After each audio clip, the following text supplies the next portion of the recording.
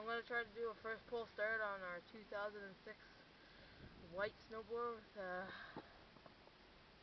12.5 horse on it, I think. Anyways, it starts good every time there, but and the purpose of the video is to tumble in the driveway again. But let's see what's going to happen.